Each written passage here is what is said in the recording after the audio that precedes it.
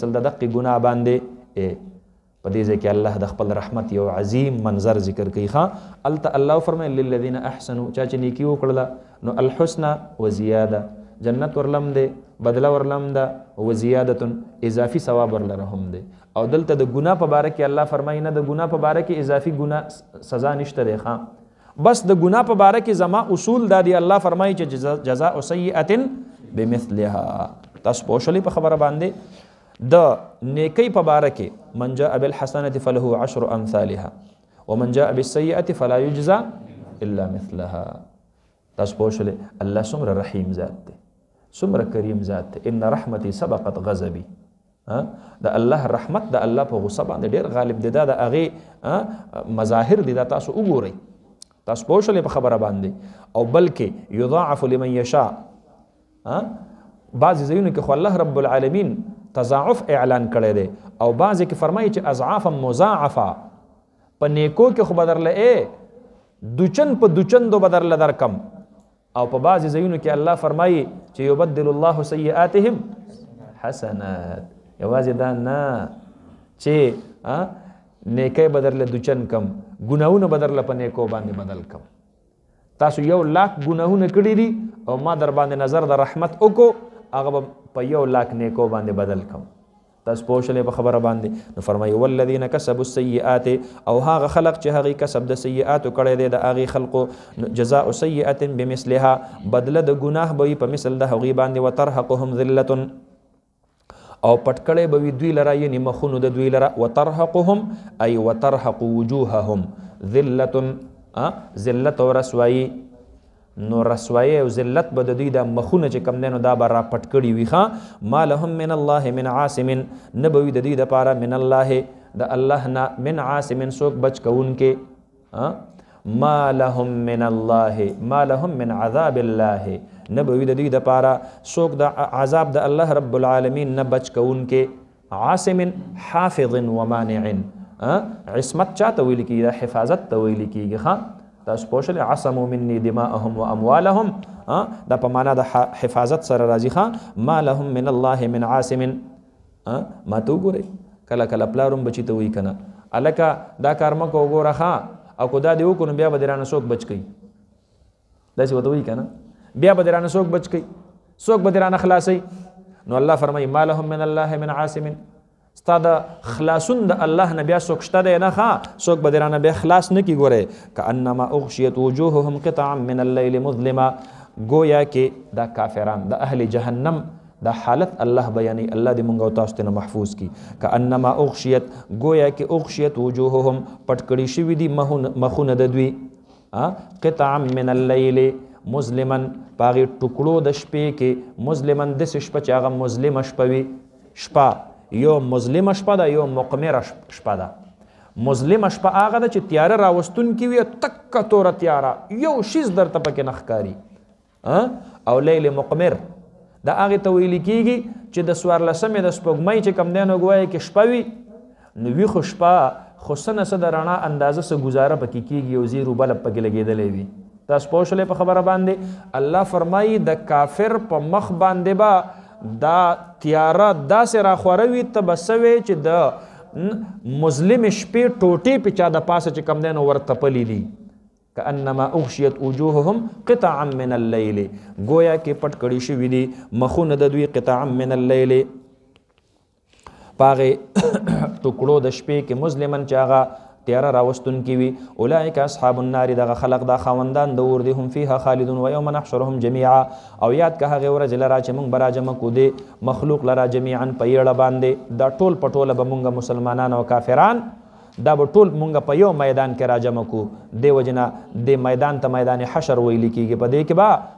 حشر الاجساد کېږي. حشر په معنا د راپورته کولو سره، د راجمع کولو سره. ثم نقول للذین اشرکوا مکانکم، بیا به مونږ ووایو هغه خلقو ته چې شرک کړی دی، مکانکم په خپل ځای ودرېږئ. انتم شرکاؤکم، تاسو او ستاسو شریکان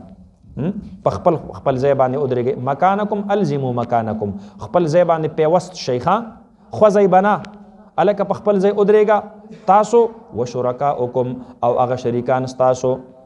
نو دا دلته انتم چې کوم دی نو ګویا کې دا چې کوم ضمیر فصل یې راوړو ان دا تاکید دا غي ضمیر مستتر خان تاسو پوښلې په خبره باندې دا د عطف د صحت د پاره نو د دې وجنه فرمایي مکانکم انتم شرکاؤکم تاسو هغه شریکان تاسو اے کافرانو تاسو د بوتان په خپل ځای باندې پاتې شئ مؤمنانو تاسو ځای مخکې نو فزیلنا بینهم نو الله رب العالمین فرمایي فزیلنا بینهم فرقنا بینهم تزییل په معنا د تمییز سر راځي جداوالی سر راځي الله فرمایي مونږ به د دې دواړو ترمنځ د دې عابدین او د معبودینو ترمنځ به مونږ چې کم دی نو ګویا کې څه وکړو جدایي به راولو نو یو طرف ته به دا کافران ودرو بل طرف ته به دا بوتان ودرو وقال شرکاؤهم اوس دې دواړه به د یو بل سره په جګړه باندې شي عاقبت او انجام نه خو یو بل نه خبر شو که نه چې اوس خو مونږ چې کم دی نو دوزخ ته به ځو نو وقال شرکاؤهم نو وایي به دا معبودین د دوی چې به د الله سره کوم شریکان ګڼل دغه اصنام دغه بوتان دا به الله گویا کی بغیر د جبې نه به دوی خبرې شروع کی نو وایي به ما کنتم ایانا تعبدون نوی تاسو ای کافرانو زمونږ عبادت کوونکي تاسو خو زمونږ عبادت نه کو تاسو خو د خپلو خواهشاتو عبادت کو مونږ تاسو ته ویلي دي چې زمونږ عبادت وکئ مونږ په کومه ګناه کې تاسو چې کم دی نو دلته راګیروئ زمونږ خو سترګې نه وي زمونږ خو غوږونه نه وو زمونږ خو ژبې نه وي مونږ خو ځان له د کاڼو نه جوړ وو مونږ خو ځان له د الله مخلوق وو مونږ د الله سره په جګړه کوئ نو فکفا بالله شهیدا بیننا و بینکم نو دا بوتان به ووایي چې پس کافی دی الله رب العالمین گواه زمونږ او ستاسو ترمنځ زمونږ او ستاسو ترمنځ الله گواه دی مونږ تاسو ته ویلي دي چې زمونږ عبادت وکئ ان كنا عن عبادتکم لغافلین ان مخفف عن المثقل لخا انا كنا عن عبادتکم لغافلین بشک و مونږه د عبادت ستاسو نه لغافلین بے خبره مونږ ته د سره ستاسو د عبادت پته نه وه هنالک تبلو کل نفس ما اسلفت نو په دقه ځای کې تبلو کل نفس ازمیخ کې به پرې باسي هر یو نفس ما هغه اعمال اسلفت چې د وړاندې کړي دي نو د اعمال به دی په ازمیخت کې ور پرې باسي امتحان کې به ور واچي وردو الی الله او دی به واپس کړلی شي الله رب العالمین ته مولاهم چې هغه مولا د دوی دی الحق چې هغه سچ دی الله د دې اصل حقیقي مالک دی او دی به الله رب العالمین طرف ته واپس شي وضل عنهم ما كانوا يفترون او غایب بشي د دوی نه هغه څه چې ودي جوړونکي په دروغ باندې د الله سره شریکان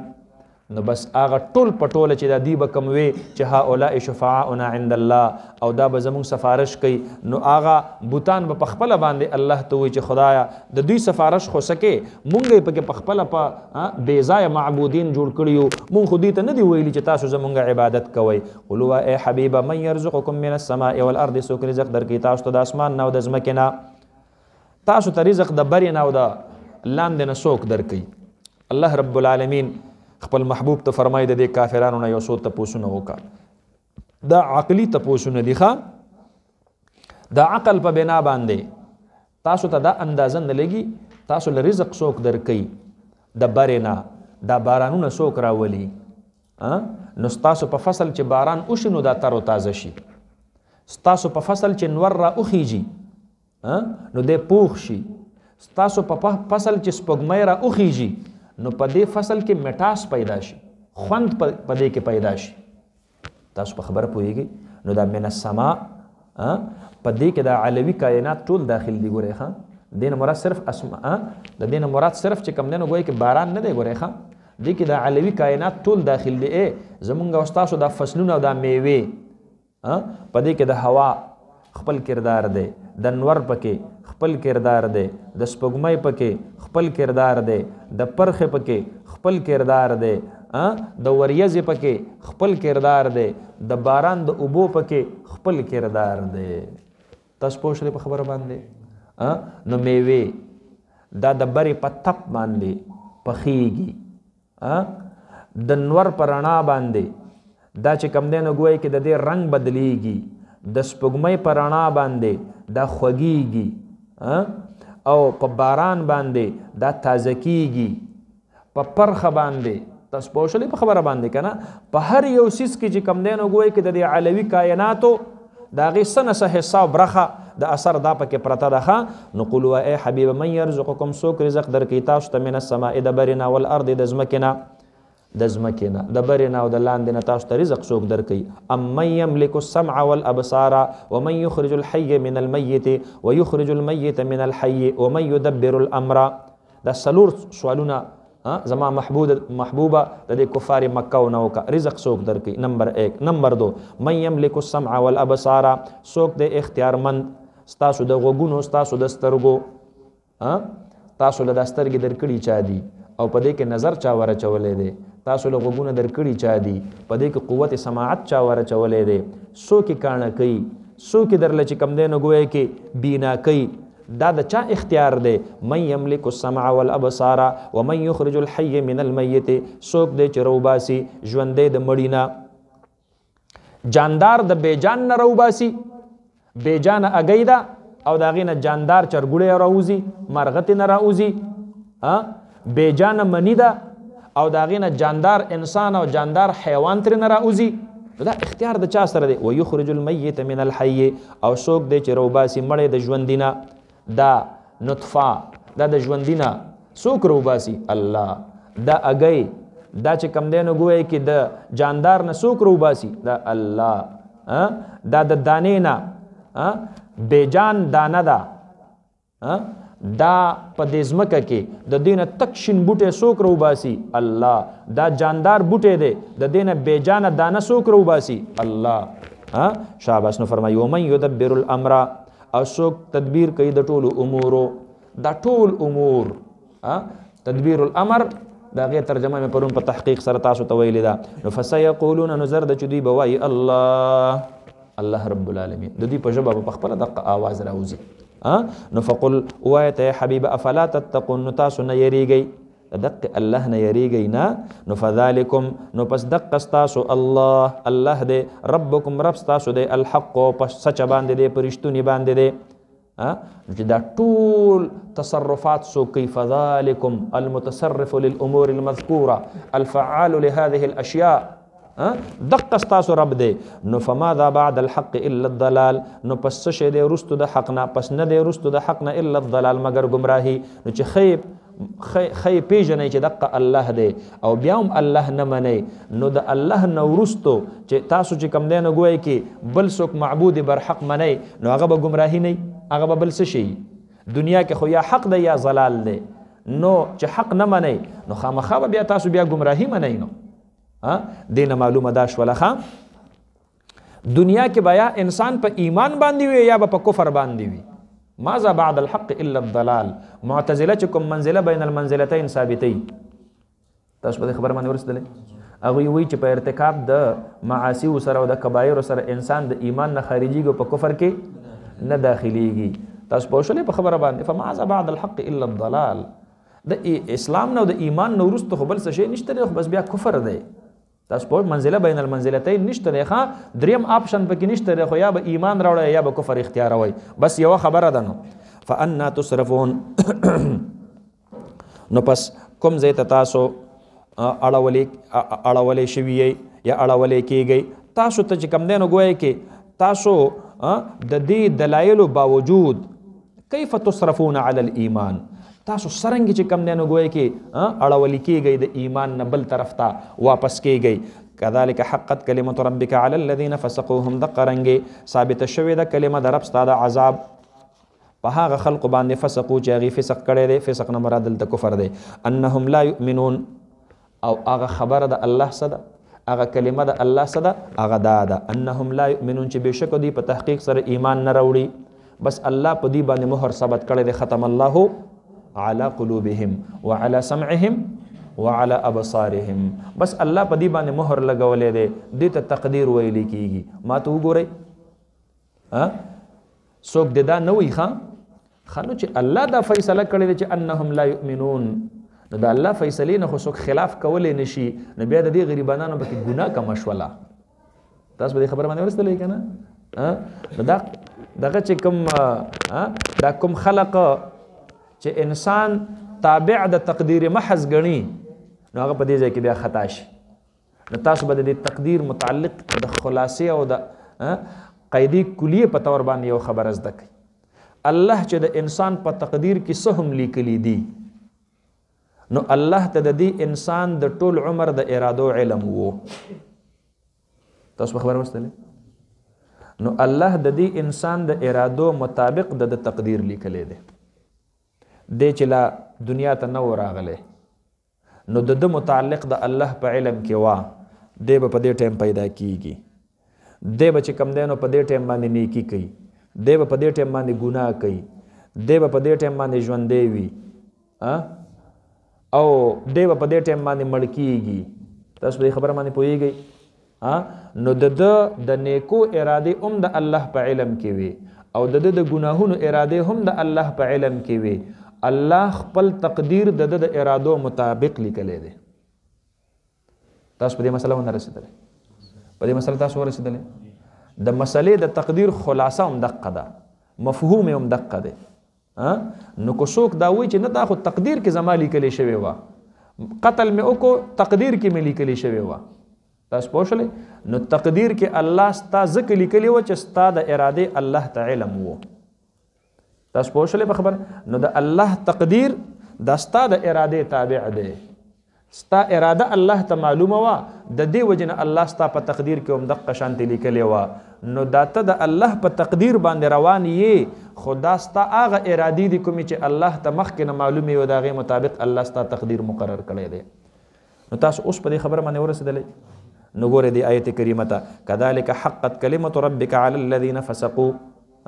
نو دقه رنګې ثابته شوې ده کلمه د رب ستا علی الذین فسقوا، په هغه خلقو باندې فسقوا ارادوا الفسق والکفر، چې هغې اراده د ډېر اراده یې د مخکې نه د فسق او د کفر کړې وه. نو الله په خپله کلمه ثابته کړله انهم لا یؤمنون، چې دوی ایمان نه راوړي. نو د الله تقدیر دا د دوی د ارادې تابع شو. تاسو پوه شولې په خبره باندې؟ نو څوک کو فرض که د تقدیر د وجه نه انسان بې ګناه ثابتوي نو هغه احتمال ختم شو. قل وایه حبیبه هل من شرکائکم من یبدأ الخلق،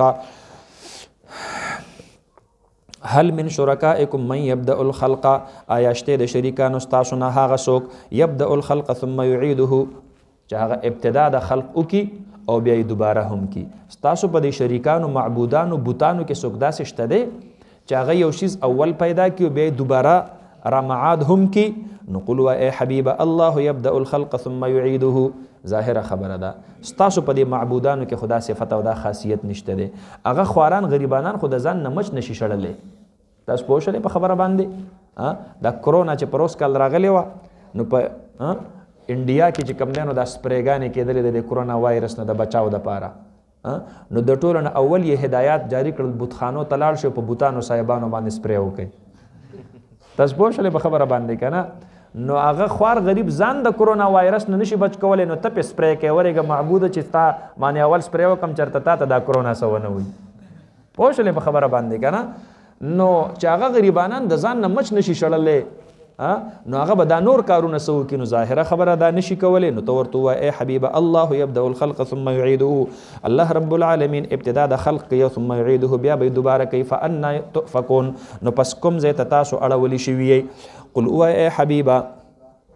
اړولی کېږئ. قل وایه ای حبیبه هل من شرکائکم من یهدي الی الحق، آیا شته د شریکانو ستاسو نه د دغې معبودان باطلو نه د دقې بوتانو نه من داسې څوک یهدي الی الحق چې هغه ښودنه کوي حق طرف ته او رښتیاو طرف ته،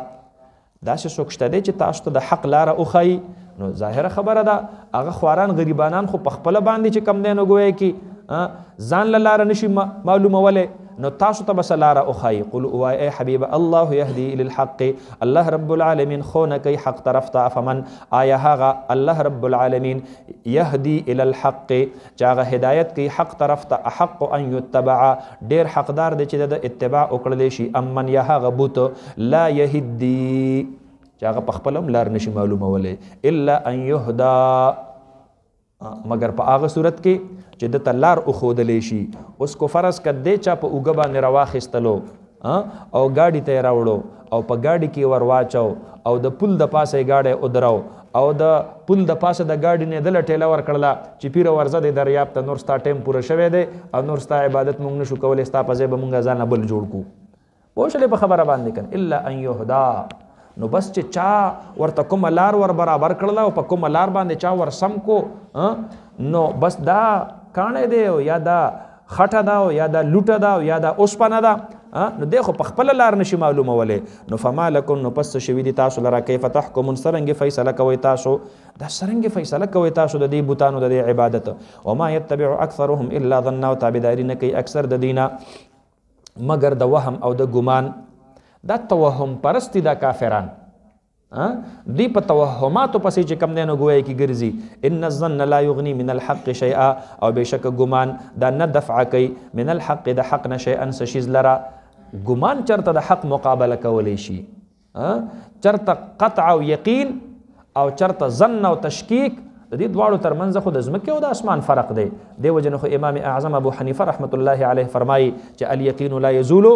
بالشک یو سړي یقین دا دی چې اودس مې کړی دی شک دا راځي یاره چرته اودس مې مات شوی نه وي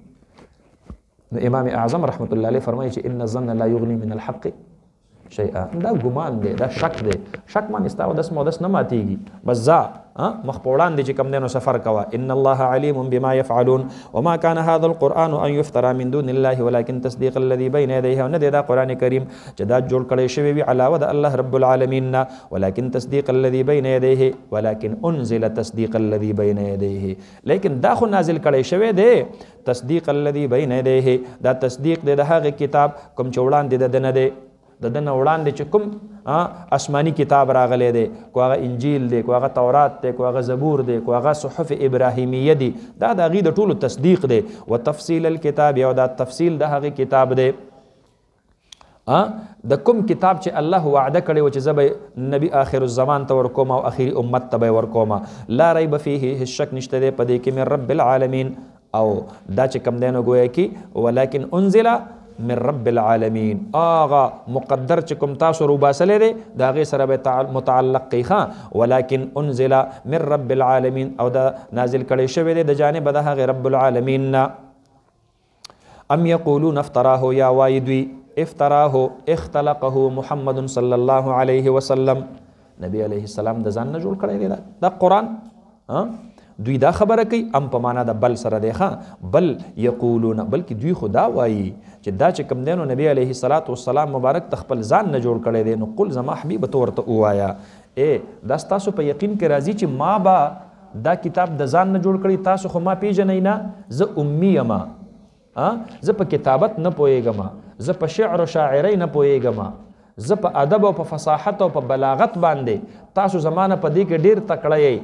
نو کو فرض که یو عام امی ته داسې فصیح او بلیغ او حکیم کتاب جوړول آسان وي د خپل ځان نه نو فأتو بصورت مثله نو تاسو خو ټول بلغا فصحا یئ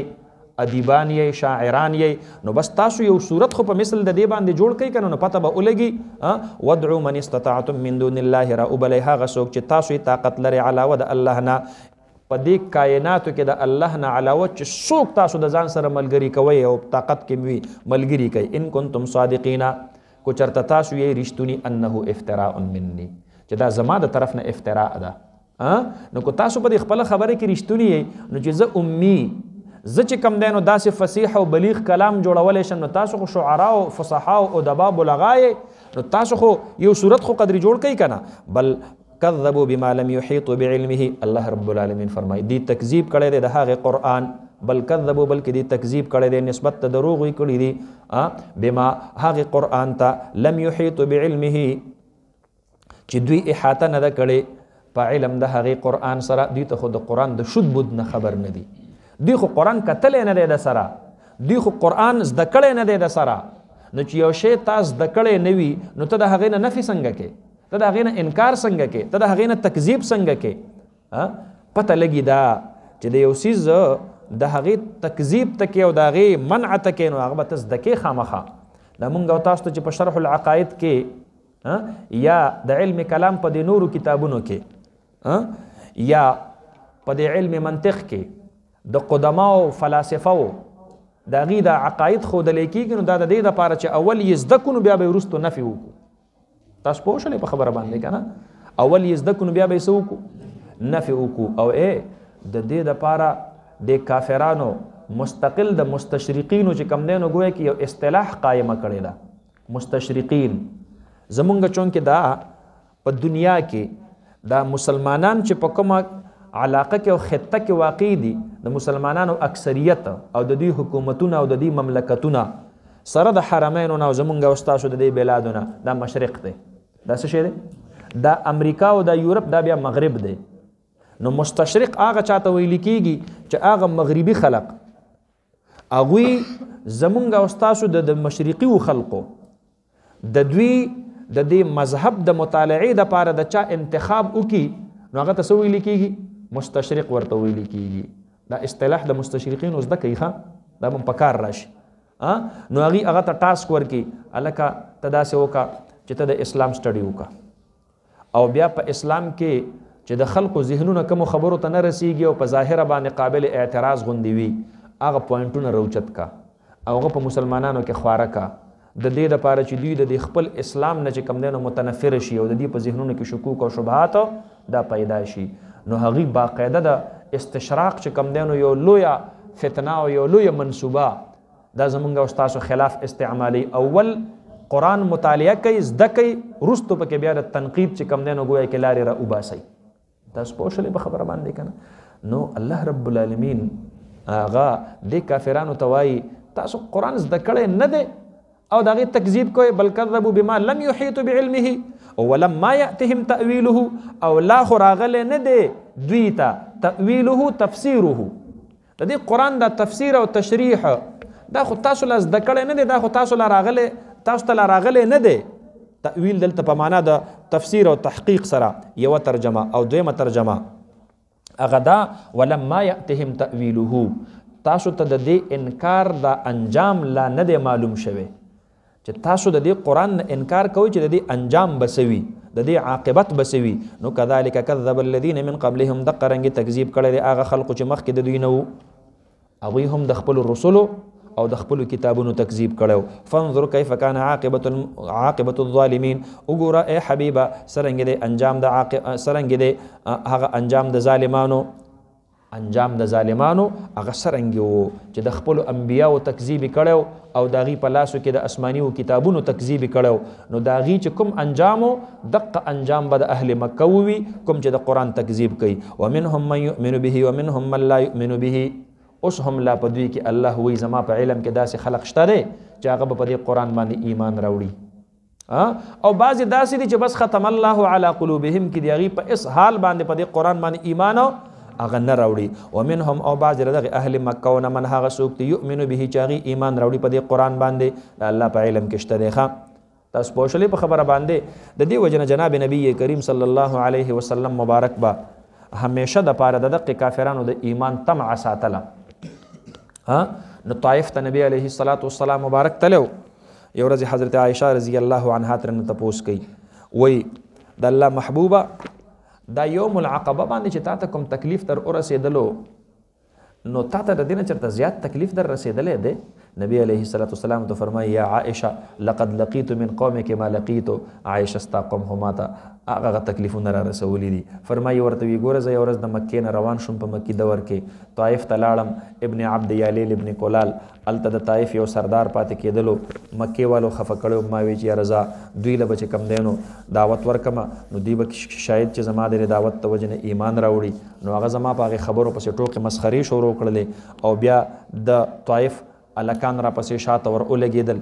نو چا راته تکلیف راکو او چا راته خبرې سناولې تر دې پورې چې د هغې د هغې گزارونو د وجه نه زما د وجود دردونه شروع کړل نو فلم استفق الا بقرن الثعالب نو بیا چېرته د دمې ځای نه میلاوېدلو نو په قرن الثعالب ځای کې لږ دمې ته کېناستلمه په دې کې یو وریځه راغله وریځې نه آواز راغی چې السلام علیک یا رسول الله صلی الله علیه وسلم انا جبریل وهذا ملک الجبال زه جبریل یم او دا ما سره په دې وریځ کې پټه یو فرشته ده چې ملک الجبال ده الله رب العالمین تا دپاره یو پیغام را لیږلی دی ملک الجبال آواز وکړو د الله محبوبه الله ستا په دې تکلیف ډېر سخت خفه شو او ما ته وفرمایل کو چېرته زما دا محبوب غواړي نو دا اهل طائف به زه د دوو غرونو تر منځ چکني کم دقه شان دی زما د خپل محبوب درد او زما د محبوب خفګان دا چې کم دی نو ما دپاره ناقابل برداشت دی نو نبی علیه الصلاة والسلام مبارک ورته وفرمایل نه زه هرګز دا نه غواړم چې تاسو اهل مکه د دوو غرونو ترمنځ چکنی کوي بعثت رحمتا للعالمین زه خو رحمت للعالمین را لېږلی شوی یم او سیخرج الله من بطونهم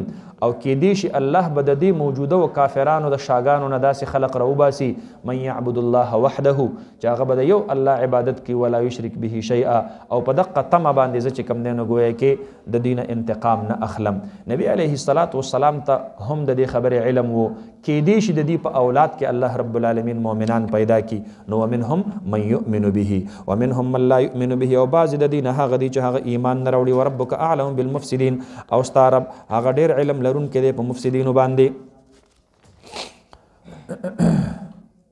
د بلې رکو ته ورورسو بس ته. صدق الله العظيم وصدق رسوله النبي الكريم ونحن على ذلك لمن الشاهدين والشاكرين والحمد لله رب العالمين. دعاؤك الحمد لله رب العالمين حمد الشاكرين والصلاة والسلام على سيد الأنبياء المرسلين وعلى آله وصحبه